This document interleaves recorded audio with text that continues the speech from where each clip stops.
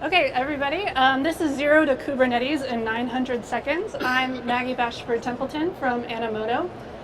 This is actually my first conference talk, so thank you all for being here and going through this with me. This is really fun. I'm going to be talking about how we at Animoto prototyped a Kubernetes environment in AWS with zero container orchestration experience before. So I only learned of Kubernetes probably like 2 months ago, so this is really fun, and let's get into this. So quick agenda, I'll talk about me and my company Animoto. I'll do a quick overview of Kubernetes for those who are unfamiliar. And then I'll run through what we've done so far with Kubernetes and what we plan to do in the future. So I am a native North Carolinian and current Brooklynite. I studied computer science at Duke undergrad, but I didn't go into software engineering. I decided to go into data analysis straight out of school. But while I was at Deloitte, I was really interested in the database side of things. So I shadowed our DBA, and that led me to take a position at Oscar Health as a DBA. And then while I was there, I had a lot of great mentors to help me transition into a site reliability engineering role, which then led me to take a position at Animoto this past October as a tech ops engineer. So I'm pretty new to the whole tech ops world. So Animoto focuses on delivering powerful yet simple ways to create and share professional videos. We actually just turned 10 years old this past week. We had a big birthday celebration, and we were early AWS adopters. We started off on our own hardware and then moved over to AWS pretty early on.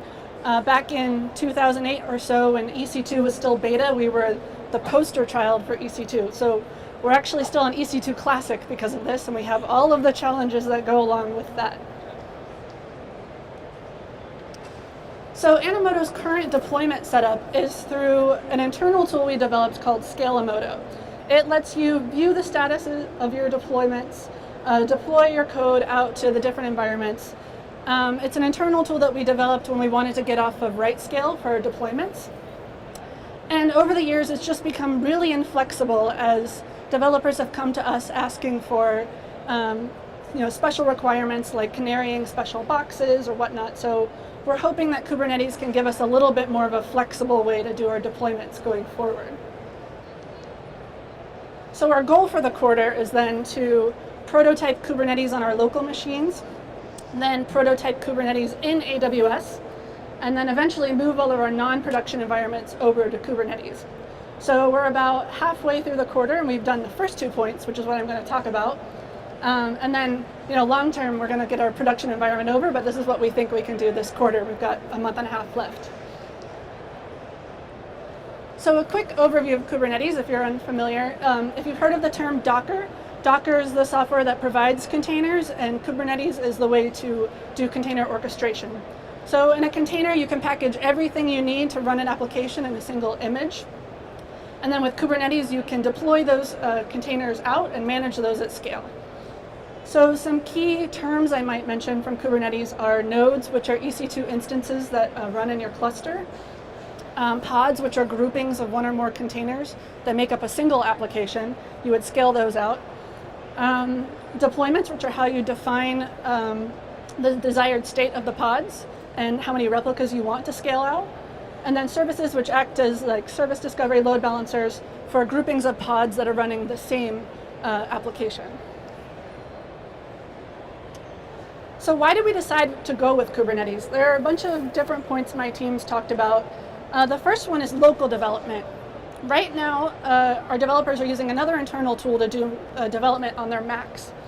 And Kubernetes will actually give us a way to have a closer to production environment, because a Mac is not anywhere close to running our production Linux.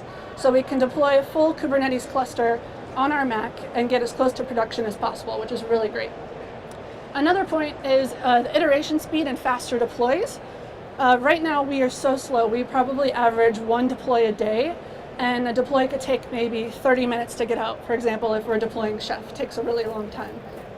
And this goes along with the next point of getting the tech ops team out of the loop. So if an engineer wants to upgrade a library or a runtime, like they want to upgrade Node, they'd have to come to our team, have us make a Chef deploy, which would then have to go and upgrade every single box in that environment, but instead they can just upgrade a node on the specific container for their application and then deploy that out and canary that out as they want to without affecting other applications and upgrading there. So it's really great for that purpose. And then you've probably been looking at the numbers over here, like how did we come up with 80% cost savings in non-production and 10 to 40 in production.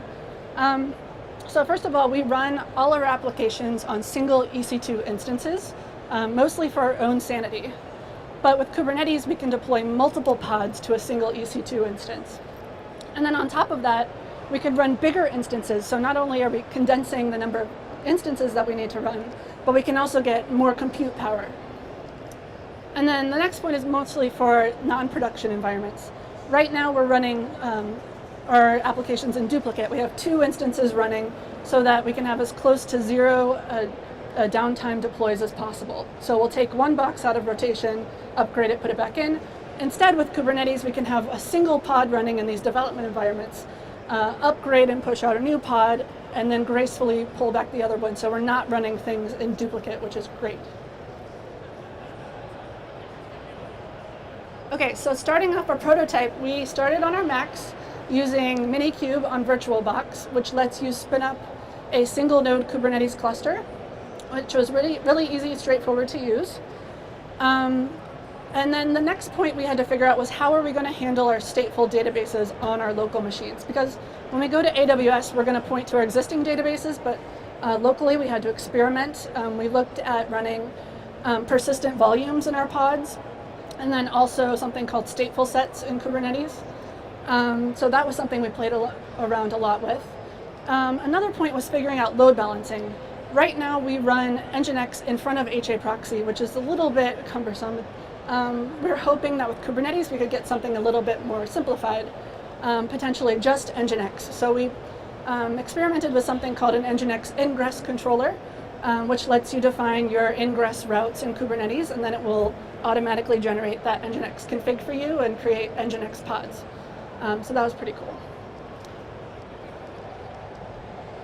So next we had to get our cluster up and running in AWS. So first we had to create our infrastructure. So we turned to a tool called Kops, which is a tool that lets you create EC2 instances from the command line. All you have to give it is VPC, availability zones, tell it how many master replicas you want, how many nodes, and it creates those instances for you. It will create the security groups, add the instances to those. It will create Route 53 entries for your API endpoint. It will store the config in S3. So it does a whole bunch of stuff and integrates really, really well with AWS. So we've really liked using it so far. And then once our infrastructure was up, the next question was how are we going to get our images onto our pods? So we looked into using a private Docker registry supported by Kubernetes. My teammates were going through a tutorial. They set up a daemon on each node and used port forwarding, but they couldn't get it to work for some reason. They probably went through the tutorial about twice. And while this was going on, I said, well, I haven't looked at EC2 container registry, but I hear it's pretty easy. Why don't we try that out? And in the span of about 20 minutes, I had created a bunch of registries for our applications. I had tagged and pushed images to the registry. And boom, we were deploying pods from those images. So for ECR, I would say it's one of those services where it's better to go with the managed service than try to do it yourself when you just can't figure it out. So this was one of those like really great aha moments we had while doing our prototype. Next, magical load balancers. So something that I didn't realize, but I figured out as we were doing this was if you create a load balancer type service in Kubernetes, for your Nginx ingress controller, it will automatically create an elastic load balancer for you in AWS. So it has the potential to save you a whole bunch of time. I had done a lot of experimentation with Nginx TLS configurations.